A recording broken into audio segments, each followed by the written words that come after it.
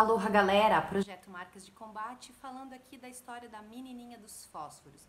Então, nos últimos vídeos a gente falou sobre as fantasias que a menina dos fósforos entra, como se ela estivesse vivendo uma vida criativa, uma vida que sustenta a sua vida criativa, mas ela não está. Ela risca os fósforos ao léu, ela não tem um recipiente estruturado e ela não tem na sua vida ninguém que a apoie, nem externamente e nem internamente.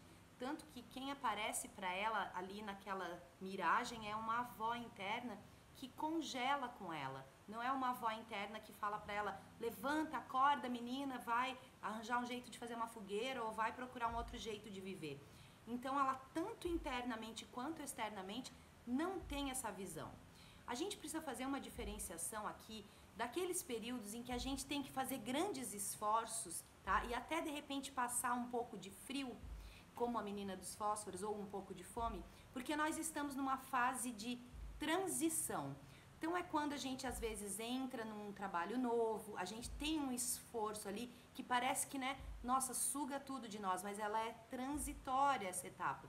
Quando você tem um novo filho, um novo projeto, faz uma mudança de casa, são empreitadas, empreendimentos ou projetos que tem sentido você ter esse tipo de desgaste, tá? Da sua vida criativa ou de você ter apenas foco naquilo, mas é por um tempo. Isso não pode se transformar num estilo de vida, porque se transformar num estilo de vida, vai ser o seu congelamento. Tem uma frase do Stanford, que era amigo da Carrie, no Sex and the City, que ele fala assim pra ela, ele fala, já tô cansado de viver sozinho, não encontro um relacionamento. E aí ela fala assim, mas você já saiu com fulano, ciclano, beltrano, etc. E aí ele fala assim, Carrie, 5 anos de rejeição é um estilo de vida. Então, a gente tem que tomar cuidado, ficar atenta para ver se a gente está ou nessa fase, que é uma fase transitória, que é de iniciação, onde a gente entra de um jeito, passa por um processo e sai transformado do outro lado, ou se isso já virou o nosso estilo de vida. Se virou o nosso estilo de vida, a gente precisa descongelar daí, desse lugar que é o mesmo que a menina dos fósforos fica, tá? Então, ela fala aqui, ó, uma coisa bem legal, aqui tem uns parágrafos muito bons que eu quero ler para vocês. Ela não pode despertar para uma vida com um futuro, porque sua desgraça é como um gancho no qual ela se pendura todos os dias. Então, todos os dias, ou na história, a menina dos fósforos riscando um fósforo atrás do outro, ela repete as coisas, tá? Ela fica repetindo ali, ela fica vivendo nas condições hostis, ela não sai daquela condição hostil, tá bom? E aí, fala sobre essa sensação de frio que ela tem, que a frieza representa o fim. A frieza representa, por exemplo, o fim dos relacionamentos. Se a gente não quiser dar continuidade a alguma coisa, é só a gente não colocar energia ali, representa, só a gente agir com frieza que a gente consegue esse fim, certo? Quando a gente quer abandonar alguma coisa dentro de nós mesmos, ou a gente quer abandonar alguém, alguma situação na nossa vida, basta a gente dar um gelo, tá? E essa é a situação que a menina dos fósforos está passando na psique dela. Ela está congelada.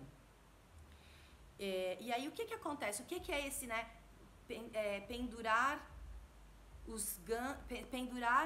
o seu casaco nesse gancho da desgraça todos os dias?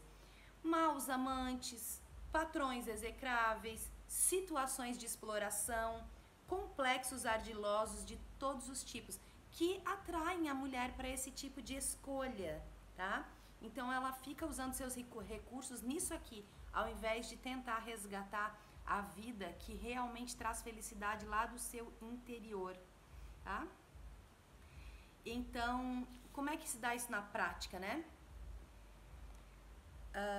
Quando a menina dos fósforos resolve acender os fósforos, ela está usando seus recursos para fantasiar em vez de usá-los para agir. Ela queima sua energia de um modo quase que instantâneo. Isso aparece com evidência na vida da mulher. Ela está determinada a entrar para a faculdade, mas demora 3 anos para decidir qual prefere. Ela vai fazer aquela série de quadros, mas como não tem um lugar que possa exibir o conjunto, não dá prioridade à pintura.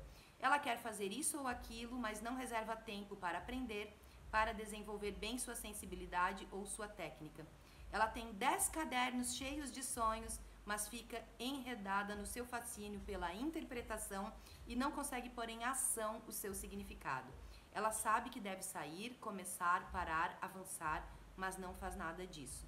Então a gente volta, né, lá na questão do ânimos, da nossa força de ação que a gente viu lá no La Chorona, para resgatar isso aqui. Só que se a gente estiver numa situação de vivendo uma fantasia, a gente precisa identificar que está nela primeiro para depois poder sair. Tá bem, gente? Abraço. Volto com mais um pouquinho dessa história.